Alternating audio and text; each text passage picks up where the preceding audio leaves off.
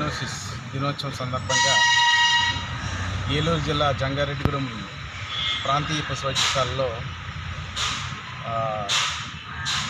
పెంపుడు కుక్కలకు anti rabies vaccine వేయడం జరుగుతుందండి.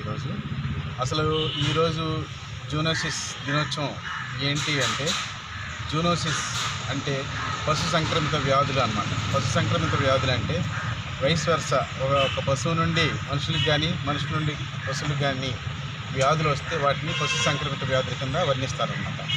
ఈ పశు సంక్రమిత వ్యాధులు ప్రపంచంలో సుమారు 280 వ్యాధుల్ని గుర్తించడం జరిగింది.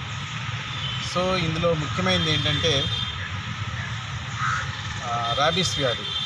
అందరికీ తెలుసు, ప్రజలందరికీ తెలుసు, పిచ్చి కుక్క కాటు వలన ఈ రాబీస్ వ్యాధి వస్తుంది. ఇది వైరస్ వలన వస్తుందన్నమాట.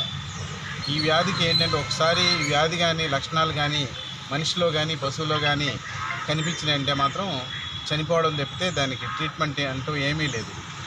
సో దీని సందర్భంగా ఏంటంటే, ప్రతి పెంపుడు కుక్కకి లేదా ప్రతి కుక్కకి కూడాను ర్యాబీస్ వ్యాధి నివారణ టీకాలు వేయించినట్లయితే మన సమాజం, మన పబ్లిక్ బాగుంటుందనే ఉద్దేశంతో ఈ రోజున అంటే జూలై 6వ తేదీన ప్రతి సంవత్సరం కూడాను ఈ యాంటీ ర్యాబీస్ వ్యాధి టీకాలు వేయడం జరుగుతుంది.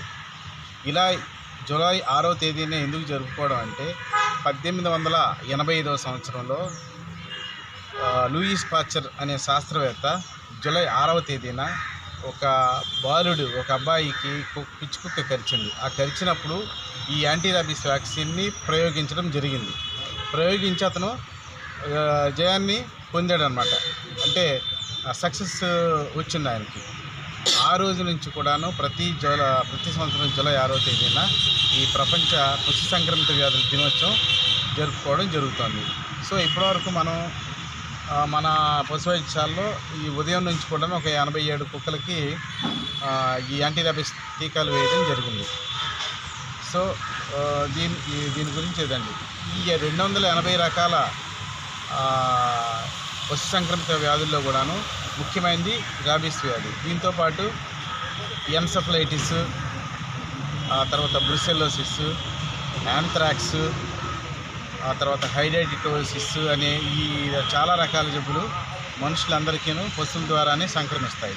సో పశు యజమానులకు కానీ కుక్కల యజమానులకు కానీ మా రిక్వెస్ట్ ఏంటంటే, పశువులను కానీ కుక్కలను కానీ ముట్టుకున్నప్పుడు శుభ్రంగా మనం చేతుల్ని శుభ్రంగా చేసుకోవడం, సోప్తో శుభ్రంగా చేసుకోవడం అనేది చాలా ఇంపార్టెంట్. ఇంతకుముందు కరోనా వైరస్లో అలాగే చూస్తారు కదా, ఆ విధంగానే పశువుని కానీ కుక్కను కానీ ముట్టుకున్నప్పుడు మనం ఈ విధంగా చేసినట్లయితే మనకు పశువుల ద్వారా సంక్రమించే వ్యాధులు చాలా వరకు రాకుండా అరికట్టగలం.